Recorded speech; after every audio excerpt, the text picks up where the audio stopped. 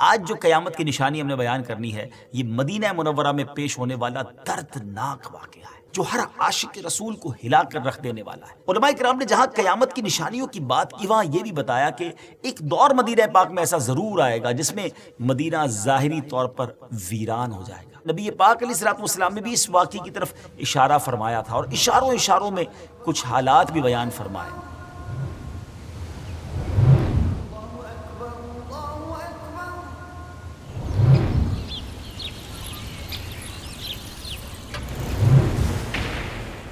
السلام علیکم ورحمۃ اللہ وبرکاتہ۔ میرا نام ہے عبد الحبیب اتاری اور ہم الحمدللہ ویب سیریز قیامت کی نشانیاں مرحلہ وار سن رہے ہیں۔ آج ایک اور ایپیسوڈ لے کر ہم حاضر ہیں۔ بڑے ہی دردناک واقعات ہیں۔ آج کون سی نشانی کی بات کرنی ہے ضرور آپ کو بتاتے ہیں، مگر اس سے پہلے مشہور صحابی رسول حضرت سیدنا جابر رضی اللہ تعالیٰ عنہ کی ایک روایت سنتے ہیں۔ آپ فرماتے ہیں کہ ایک بار وہ اونٹ پر سفر کر رہے تھے جو تھک گیا تھا۔ نبی پاک علیہ الصلوۃ والسلام ان کے پاس سے گزرے تو پیارے آقا علیہ الصلوۃ والسلام سے انہوں نے عرض کیا کہ حضور یہ اونٹ میرا پیچھے رہ جاتا ہے، تو نبی پاک نے اپنے مبارک ہاتھ اس سے لگا دیے۔ سبحان اللہ، میرے آقا کے ہاتھوں کو لگنے کی برکت یہ ہوئی کہ وہ اونٹ ایسی رفتار سے چلنے لگا کہ ایسا کبھی نہ پہلے چلتا تھا۔ پھر نبی پاک علیہ الصلوۃ والسلام نے ارشاد فرمایا کہ اسے میرے ہاتھ ایک اوقیہ تقریباً 40 درہم کے برابر ہوتا ہے۔ سیدنا جابر رضی اللہ تعالیٰ عنہ فرماتے ہیں کہ حضور میں نے بیچ دیا، مگر عرض کی کہ میں گھر تک پہنچ جاؤں پھر آپ کے حوالے کر دوں گا۔ پھر حضرت جابر رضی اللہ تعالیٰ عنہ فرماتے ہیں کہ ہم جب مدینہ پاک آئے تو نبی پاک علیہ الصلوۃ والسلام کے پاس میں وہ اونٹ لایا۔ پیارے آقا علیہ الصلوۃ والسلام نے حضرت بلال سے فرمایا کہ انہیں قیمت ادا کر دو اور کچھ زیادہ بھی دے دو۔ انہوں نے ایک قرات یعنی درہم کا چھٹا حصہ 1/6 آف درہم ایکسٹرا دے دیا، اضافی دے دیا۔ اور ایک روایت میں یہ بھی موجود ہے کہ وہ اونٹ بھی حضرت جابر کو واپس دے دیا، تحفہ عطا فرما دیا نبی پاک نے، پیسے بھی دیے اور اونٹ بھی واپس دے دیا۔ سبحان اللہ۔ ڈیئر ویورز، حضرت جابر رضی اللہ تعالیٰ عنہ نے اونٹ کی بے مکمل ہونے کے بعد بطور عاریت وہ اونٹ مانگا تھا، ایکسٹرا ٹائم کے لیے مانگا تھا کہ حضور میں گھر تک پہنچ جاؤں۔ تو اس حدیث پاک سے میں دو باتیں معلوم ہو رہی ہیں۔ ایک تو یہ کہ اگر کسی کی کوئی چیز آپ کو اچھی لگے تو آپ اس کو ضرورت پڑنے پر آپ اس کو بیچنے کے لیے ترغیب دے سکتے ہیں، یا کم از کم اسے بیچنے کا پوچھ سکتے ہیں کہ آپ نے اس کو سیل کرنا ہے کہ نہیں، اس میں کوئی حرج نہیں ہے، جیسے ہمارے آقا علیہ الصلوۃ والسلام نے حضرت جابر سے فرمایا۔ دوسری یہ کہ آپ کسی سے کوئی چیز خریدیں تو اس کو طے شدہ قیمت سے بڑھا کر دینا، یہ بھی سنت سے ثابت ہے۔ سبحان اللہ۔ نبی پاک علیہ الصلوۃ والسلام نے ایکسٹرا پیسے دیے نا، اور وہ ایک قرات جو ایکسٹرا تھا نا، وہ حضرت جابر رضی اللہ عنہ کو اس سے بڑی محبت تھی، وہ ہمیشہ اپنے پاس رکھتے تھے اور اس سے خرچ نہیں کرتے تھے۔ مگر پھر یزید کے زمانے میں ایک عظیم واقعہ ہوا، واقعہ حرہ کہتے ہیں اسے، اور اس موقع پر جب یزیدی فوج نے حضرت جابر رضی اللہ تعالیٰ عنہ کا مال لوٹا تو یہ ایک قرات جو بڑی وہ سنبھال کے تبرک کے طور پہ رکھا ہوا تھا وہ بھی انہوں نے چھین لیا۔ ناظرین، واقعہ حرہ، جی ہاں، آج جو قیامت کی نشانی ہم نے بیان کرنی ہے یہ مدینہ منورہ میں پیش ہونے والا دردناک واقعہ ہے۔ یہ واقعہ یزید مردود کے زمانے میں واقعہ کربلا کے بعد ہوا جو ہر عاشق رسول کو ہلا کر رکھ دینے والا ہے۔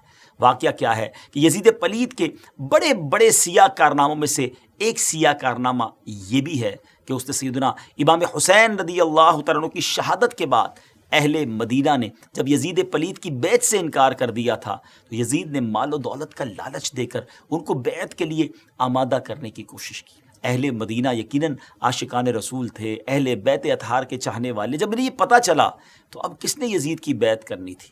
اب اس بدبخت نے کیا کیا، اس نے مسلم بن عقبہ ایک اپنا سپہ سالار بنا کر ایک لشکر جو ہے وہ مسلم بن عقبہ کی لیڈرشپ میں بھیجا مدینہ منورہ پر اور حملہ کروایا۔ 3 دن یا 5 دن مدینہ پاک میں قتل عام کرایا۔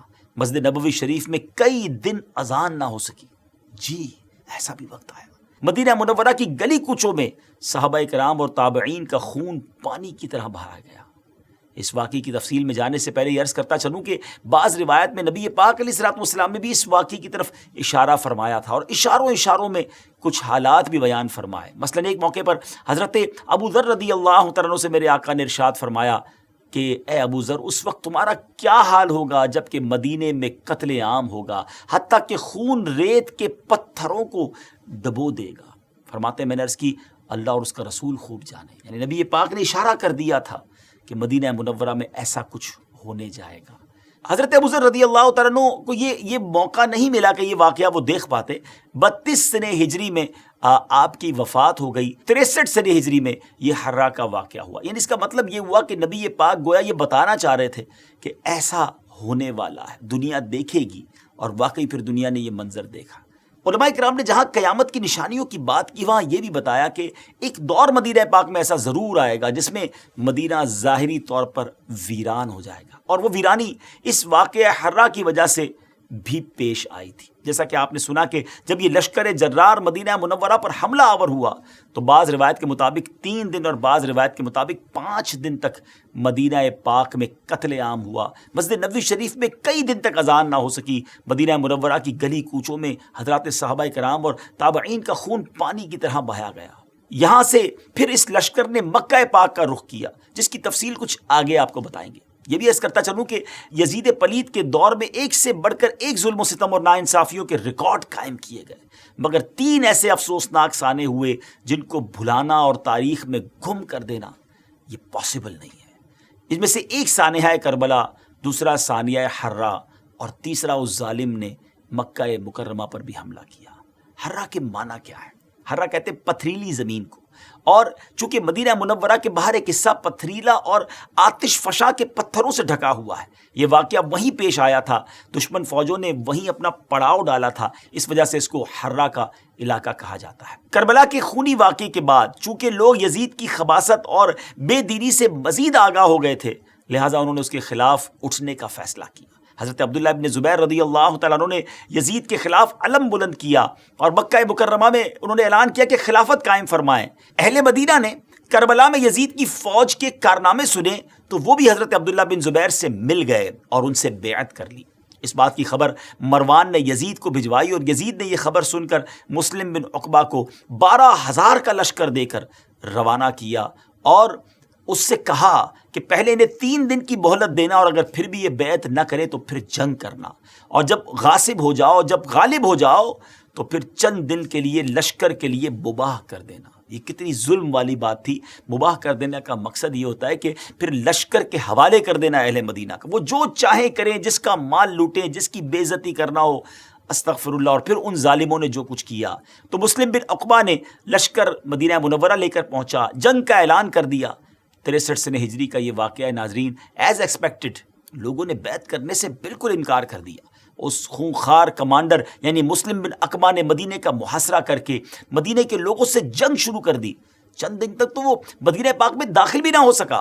اب اس ظالم نے دھوکہ اور فریب شروع کیا اور کسی اور طریقے سے مدینے میں داخل ہوئے اور مدینہ پاک میں لوگوں کا خون بہانا شروع کر دیا. وہ مدینہ جو عاشقان رسول کی آنکھوں کی ٹھنڈک اور نبی پاک کا مسکن ہے, جہاں روضہ رسول ہے, ادب کا مقام ہے, اس شہر میں بہت زیادہ لوگوں کو قتل کیا گیا, ان کے مالوں کو لوٹا گیا, عورتوں کی بے حرمتی کی گئی. ایک سپاہی ایک عورت کے گھر میں داخل ہوا, اس عورت کا ایک چھوٹا سا دودھ پیتا بچہ تھا, شیر خوار بچہ تھا. سپاہی نے اس سے مال و دولت کے بارے میں پوچھا. عورت نے کہا کہ مال تو جتنا تھا تمہارے سپاہی لوٹ کر لے گئے. اب اس ظالم نے کیا کیا, جب مال نہ ملا تو اس چھوٹے سے بچے کو اٹھا کر دیوار پر مارا, اور دیوار پر اس طرح مارا کہ اس چھوٹے سے بچے کا دماغ جو ہے, مغز جو ہے وہ باہر آ گیا. لیکن یاد رہے کہ اس ظلم کے واقعے کے اندر مہاجر و انصار سے 1700 افراد اور دوسرے مسلمانوں میں سے 10,000 لوگ قتل ہوئے. جی ہاں, مدینہ منورہ میں اپروکسیمیٹلی 12,000 لوگوں کا قتل ہوا. لشکر والوں نے مدینے کے لوگوں کے اس طرح سر کاٹے جیسے کسائی بھیڑ بکری کا سر کاٹتا ہے, اس طرح خون بہایا کہ اس میں قدم نہیں رکھا جا سکتا تھا. مہاجر و انصار کی اولاد اور جنگ بدر کے مجاہدوں کو قتل کیا گیا, اور جو ان میں سے باقی رہ گئے تھے ان کو یزید کی غلام کی حیثیت سے بیعت کی گئی یا مسلمان عورتوں کی عزت پامال کی گئی. اللہ اکبر, اللہ اکبر. جی ہاں ڈیئر ویورز, مسلم بن عقبہ جب مدینہ پر مسلط ہو گیا تو اس نے مدینے کے لوگوں سے یزید کے غلام کی حیثیت سے بیعت لی تھی تاکہ ان کے بال اور ان کی اولاد یزید کے اختیار میں آ جائے, اور جس طرح وہ چاہے اس میں تصرف کرے, اور اگر وہ منع کرتے تو ان کو قتل کر دیا جاتا. مورخین لکھتے ہیں کہ مسلم بن عقبہ نے اس قدر بے گناہ لوگوں کا خون بہایا کہ وہ بہت زیادہ خون بہانے والے کے نام سے مشہور ہو گیا. اور شاید یہ کہنا غلط نہ ہوگا کہ اس واقعے سے کسی کو بھی نجات نہ مل سکی, یا تو وہ قتل ہو گئے, انتقال کر گئے, یا ان کی توہین کی گئی. آپ نے سنا ڈیئر ویورز, اتنی خوفناک حد تک دہشت پھیلی ہوئی تھی کہ مسجد نبوی شریف میں کئی دن تک کھلے عام نماز تو کجا اذان بھی نہیں ہو سکی۔ مشہور تابعی بزرگ حضرت سیدنا سعید بن مسیب رحمۃ اللہ کی تعالی ان 3 دنوں میں بھی مسجد میں ہی رہے، مسجد نبوی سے باہر نہ نکلے، وہاں سے ہٹتے نہیں تھے۔ ان ظالموں نے سمجھا کہ یہ دیوانے ہو گئے، پتہ نہیں کیا ہو گیا، کوئی کسی چیز کا رپلائی نہیں دے رہے تھے اور مسجد میں ہی پڑے تھے۔ لیکن اب وہ خود بتاتے ہیں کہ نماز کا وقت کیسے سمجھ آتا، اذان تو ہوتی نہیں تھی، تو وہ کہتے تھے کہ نماز کے جب وقت ہوتا تھا تو نبی پاک کی قبر انور سے ایک گنگناہٹ کی ایک آواز آتی تھی، پیارے آقا علیہ السلام کی قبر انور سے انہیں آواز سنائی دیتی تھی، اور اسی سے ان کو اندازہ ہو جاتا تھا کہ اب نماز کا وقت ہوا ہے۔ سبحان اللہ، نبی پاک کا یہ معجزہ تھا، اور اس آواز کا سمجھ لینا یہ سب حضرت سعید بن مسیب کی کرامت تھی۔ اللہ پاک ان کے صدقے ہماری مغفرت فرمائے۔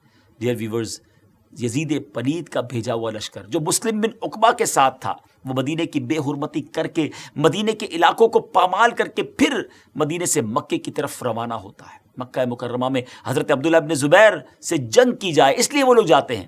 ابھی یہ راستے میں تھا کہ مسلم بن عقبہ کا ٹائم پورا ہو گیا، اس کو موت نے پکڑ لیا۔ مسلم بن عقبہ کے مرنے کے بعد جب یزیدی فوج وہاں سے روانہ ہوئی تو وہ عورت، جس عورت کے بچے کے ساتھ اس ظالم نے ایسا کیا تھا، وہ اس کی قبر پر آئی اور اپنے غلاموں کے ساتھ جب قبر کھدوائی تو اس نے دیکھا کہ اس ظالم کی لاش کے ساتھ سانپ لپٹا ہوا ہے۔ ایسے لوگوں کا انجام پھر ایسا ہی ہوتا ہے۔ بہرحال ناظرین، مسلم بن عقبہ نے مرتے وقت یزید کے حکم کے مطابق حسین بن نمیر کو لشکر کا کمانڈر بنا دیا تھا۔ مکہ مکرمہ میں جو کچھ ہوا، ویسے تو اس پر ایک پوری الگ ایپیسوڈ، ایک الگ ہم انشاءاللہ قسط بیان کریں گے، مگر یہاں کچھ سرسری سا میں ذکر کر دیتا ہوں کہ بات کا اختتام سمجھ آ سکے کہ کیا ہوا تھا۔ حسین بن نمیر کے اس لشکر نے مکے کا محاصرہ کر لیا اور عبداللہ ابن زبیر نے مسجد الحرام میں پناہ لے لی تھی، اس پر حملہ کیا۔ مکہ مکرمہ پر ان ظالموں نے جو حملہ کیا ناظرین، یعنی منجنیق جو غلیل ہوتی ہے نا، جس طرح ایسی بڑی ایک غلیل جس سے پتھر پھینکے جاتے تھے اس زمانے میں، ان ظالموں نے آگ برسائی، جس کے نتیجے میں خانہ کعبہ کے پردے اور چھت میں آگ لگ گئی۔